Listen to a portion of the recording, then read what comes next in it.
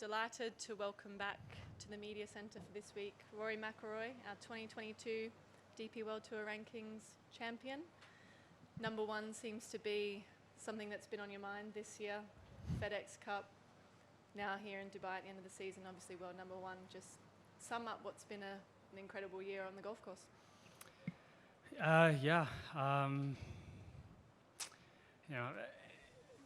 Obviously, over the last couple of holes today, I knew that I was still trying to figure out a way to win the golf tournament, but knew I had the the ranking sort of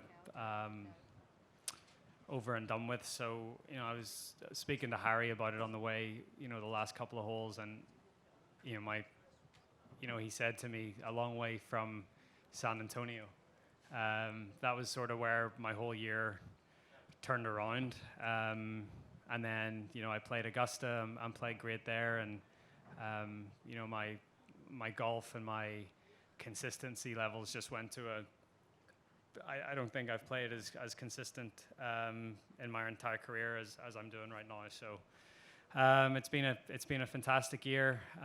Both sides of the pond, whenever the PGA Tour, the FedEx Cup was over and done with late August, I turned my attention to trying to win over here, and played quite a bit. Played Wentworth and Italy in the Dunhill, and now here, and it was nice to achieve that objective as well. So great way to end the year, and it's been busy for a lot of reasons, and looking forward to some downtime. We can go straight to questions from the floor. If we'd like to start, John, Vanessa, thank you. Are you normally a man for targets like that, Rory, or did it just occur to you after the FedEx Cup, let's get Europe as well? I think it just occurred to me. I think because of how the schedule has went over the last few years, it's become increasingly more difficult to do well on both. You really have to focus the majority of your year stateside for the most part, and then sort of once September, October, November is the time to sort of shift your focus back over to this side of the Atlantic. So I think the thing that really set the foundation for why I won these rankings was my performances in the majors, and my performances obviously in the bigger events on this tour. Feels funny winning without having an official win on this tour this year, but I think that just speaks to the consistency levels that I've played with over the course of the last few months. It's kind of like a prelude as to what's coming, with the sound of things, with the way the schedules are going to go in the next couple of years, is that you'll be able to go focus on America and then jump ship, as it were, across the year. Yeah, or maybe hopefully down the line with this strategic alliance that we start to see more of a PGA Tour, DP World Tour, then World Tour, right? Or something like that. But yeah, I'd say for next year, it's going to be pretty similar in terms of I'm gonna play back here in Dubai and at the end of January. And then I probably won't play in Europe again until July. And then you play your three FedEx Cup events in August, and then again you come back over here, and I'll probably play the Irish Open and Wentworth and the Ryder Cup, and so yeah, it sort of seems like that's the way the schedule's sort of going to be next year anyway. 2024 is still up in the air. There's a lot of things to be decided on, but sort of how it looks for next year. John. Rory, by any account, it's been momentous this year. When you look forward to next year, what do you think will happen? I don't know, but hopefully I can just keep my scoring average the same or better than what it is right now. But I guess all I can really do is focus on not just keeping this level of golf going, but trying to build on it and trying to see if there's any incremental improvements I can make going forward. But I said in the interview just after today, I feel like if my driving's not on one day, I feel like my putting will bail me out, and I feel like if my putting's not on, my iron play will bail me out, or if my iron play's not on, my short game will so. I think I used to rely very heavily on one or two aspects of the game, where now I feel like I'm pretty efficient in all areas of the game, and that's been a huge thing this year. I think when you know that you're a good putter, or you know that you're going to hold your fair share of putts, I think it takes pressure off your ball striking. It feeds the whole way through. You don't feel like you have to hit it quite as close, and then off the tee, you don't feel like you have to, you don't feel as under pressure to hit fairways to then hit a green, then to give yourself a chance. Like, I feel like if you're a good putter, it can free up the rest of your game, and that's how it's felt this year. And the other thing other things that have been going on this year, the unmentionable, the elephant in the room. What do you think is going to pan out next year?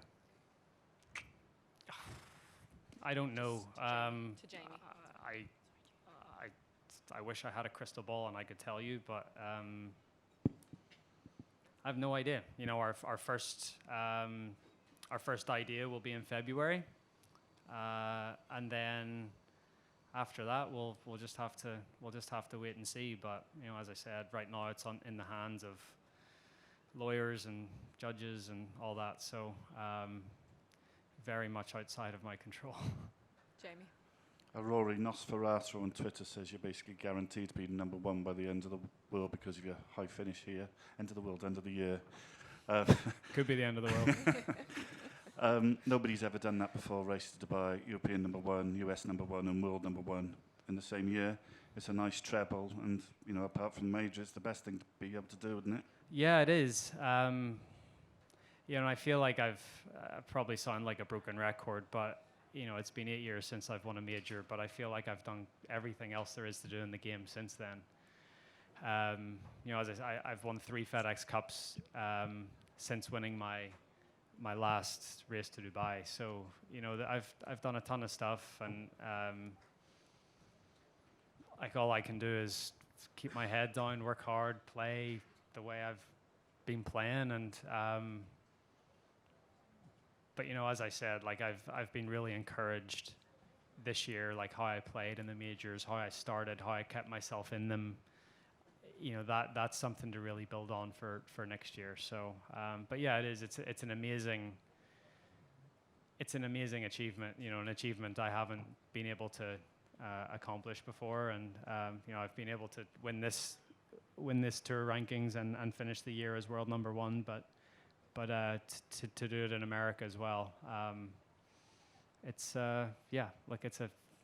very cool. I keep saying that I've been a pro now for over 15 years, and to still try to figure out ways to try to accomplish new things is that's what keeps me coming back. I feel like I'm healthy.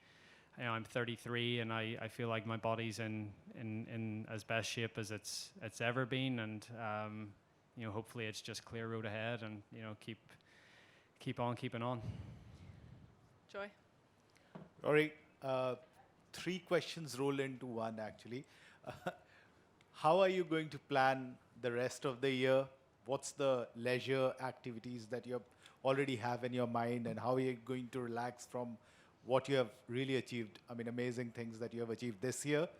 Secondly is, how do you make next year better? I mean, you have done world number one.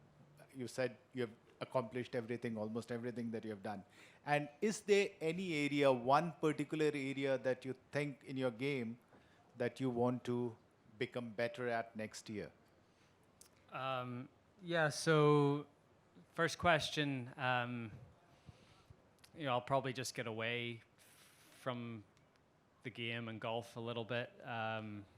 I've got a few things to do. I have Thanksgiving week in the States next week, so I'll sort of get into that. But then the week after, I have a few things going on. I'm playing this match with Tiger and JT and Jordan on the 10th of December. And then after that, it's I might take it easy up until Christmas, but the season rolls around pretty quickly again, and